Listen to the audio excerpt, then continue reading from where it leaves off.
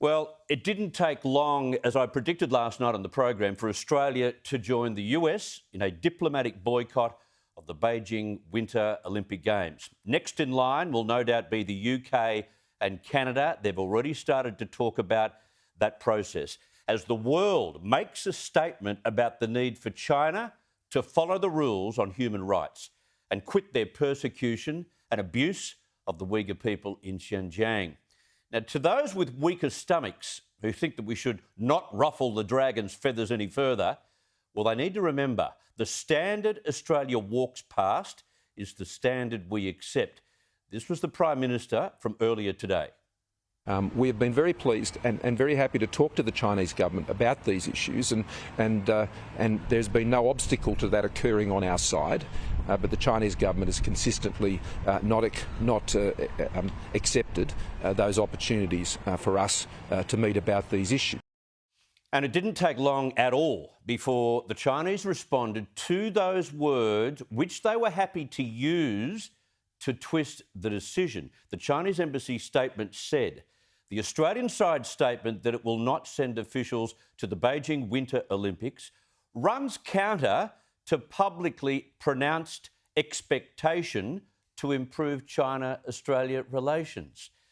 Meanwhile, an hour ago from Beijing, a spokesman issued this hit on the Australian government. I need to point out that Australia has linked its government officials' attendance at the Beijing Olympics to the so-called human rights issues in Xinjiang. That is just inventing excuses to smear China. The Australian practice gravely violates the principle of political neutrality enshrined in the Olympic Charter, runs counter to the Olympic motto of together, and stand on the opposite side of global athletes and sports fans. It also exposes fully that the Australian government has been so blindly following certain countries in their steps that it doesn't tell right from wrong and has no bottom line. They are the masters at sly propaganda, aren't they? Don't know the difference between right and wrong, just incredible world-class hypocrites. And as if by sending, say, the Trade Minister to the luge in Beijing to sit near China's education spokesman will somehow mend our diplomatic Cold War, as if. Although one former Australian Olympic medalist thinks sending our officials to Beijing would create the ideal opportunity to mend our relationship with China. It's the member for Warringah. Yes, independent Zali Steggall has been urging the government to shy away from a diplomatic boycott. So shut our eyes to human rights abuses. And then today, she thought rubbing shoulders with Chinese officials at various events could have been beneficial. From my experience when I attended the Pyeongchang Olympics in South Korea in 2018, it enabled a opening up of communications between North Korea and South Korea by being at those games and having those, those diplomatic opportunities. So I don't think you should ever underestimate the opportunity for opening new conversations that arise out of events like the Olympic Games. Kindergarten diplomacy, and of course North Korea and South Korea have lived happily ever after. Boy, imagine Zali in charge of foreign affairs. Quick, get to the luge. There's a Chinese official there. Say hello. Cold War over. Good grief. Zali needs to understand that we are still dealing with a nation that abuses its own minorities, and they still blame Australia for our poor relationship. The embassy statement also said China once again urges the Australian side to take practical measures to create favourable conditions for improving bilateral relations. It's all on us. Well, if they bothered to show enough respect by simply picking up the telephone, that might be possible.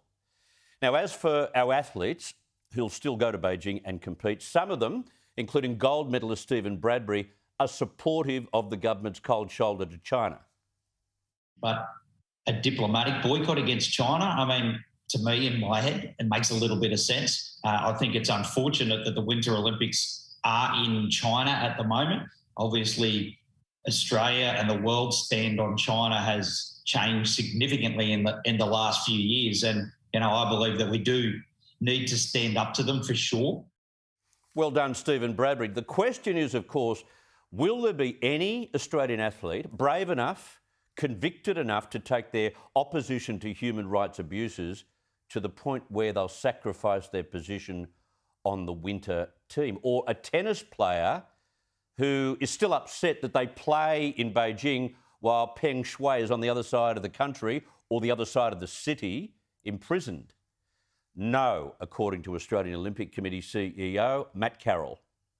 No athlete has expressed any concern. Athletes, of course, are entitled to their own opinions. We do advise them to take care because they want to be focused on competition. No one has expressed they're not going. No.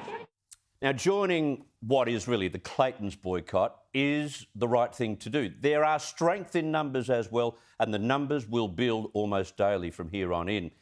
And it's not just human rights that China is criminally responsible for.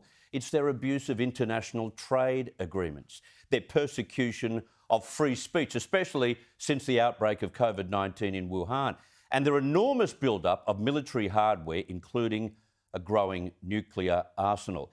You cannot bow down to bullies, and China is a bully in our own backyard.